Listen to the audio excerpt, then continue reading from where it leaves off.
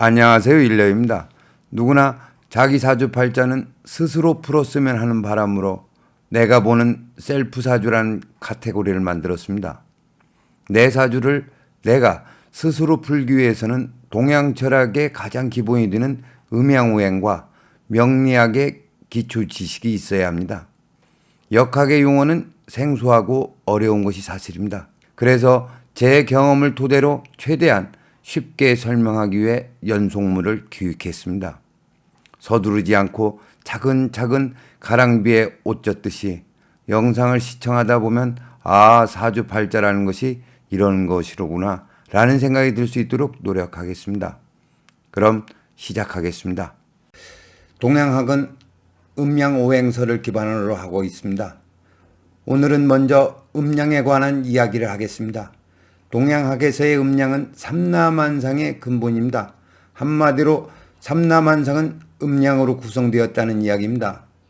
음양은 하늘과 땅, 낮과 밤, 물과 불과 같이 서로 반대되거나 모순관계로 대립하는 성질을 가지고 있습니다. 예를 들면 남자는 양, 여자는 음으로 남녀관계는 음양의 대립관계입니다. 음양을 설명하기 전에 먼저 괴에 대해서 설명을 해야 될 것 같습니다. 보시는 그림은 태극기에 그려져 있는 이괴입니다.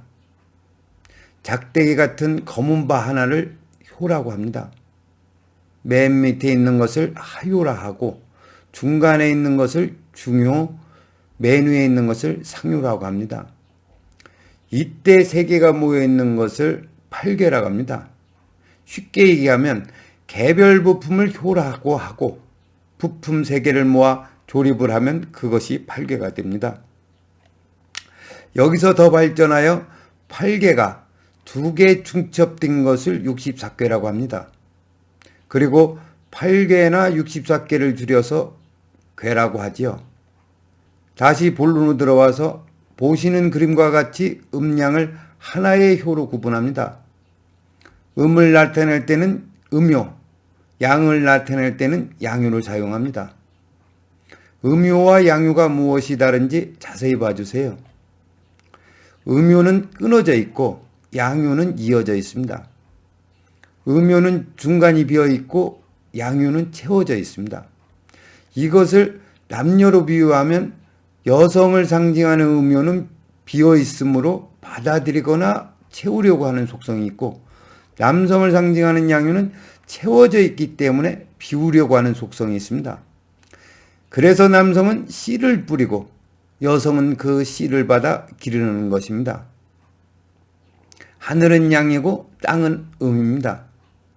따라서 하늘에서 비를 내리면 땅은 그것을 받아 생명을 자라게 합니다. 그래서 하늘은 아버지가 되고 땅은 어머니가 됩니다. 여성의 성기는 고요하면 닫혀있고 동하면 열리고 넓어진다고 했으며 남성의 성기는 고요하면 늘어져 있고 동하면 고다지고 커진다고 했습니다. 음양을 남녀의 상징인 생식기로 비유하면 야하다고 할지는 모르지만 그래도 어쩌겠습니까? 이렇게 설명해야 이해하기 쉬울 것 같습니다. 그리고 우리가 식별하고 또 만질 수 있는 물체는 음입니다. 그렇다면 물체와 대립되는 양은 무엇일까요? 한번 생각해 보세요. 기입니다. 다시 설명하면 구체적인 형태를 가지고 있는 것을 물체라고 합니다. 물체는 기의 덩어리입니다. 우리의 몸을 구성하는 뼈, 근육, 살갗 이 모두 기의 덩어리 또는 에너지 덩어리입니다. 이해가 안 되시나요? 물질을 이루는 것은 원자입니다. 이것을 다시 쪼개고 나눈 것이 소립자입니다. 이 소립자를 더 쪼개면 마지막에는 순수 에너지만 남는다고 합니다. 따라서 물질의 기본은 에너지, 즉 기입니다. 다시 말씀드리면 형체 없는 기는 양이고 기운이 응축응결되면 음입니다. 그래서 삼라만상의 생장소멸은 기가 물체가 되고 물체가 다시 기가 되는 순환구조입니다. 이제 음양에 대해 대략 이해를 하셨나요? 동전의 양면처럼 반대의 개념으로 대립하는 관계를 음양이라고 합니다. 다음으로 음양의 대립은 조화를 위한 수단입니다.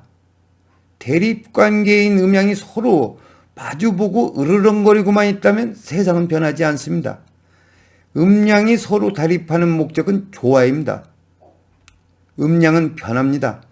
낮이 밤으로 변하고 밤이 낮으로 변화 발전해야 이 땅에 생명이 잉태하고 생로병사의 대여정이 존재하게 됩니다.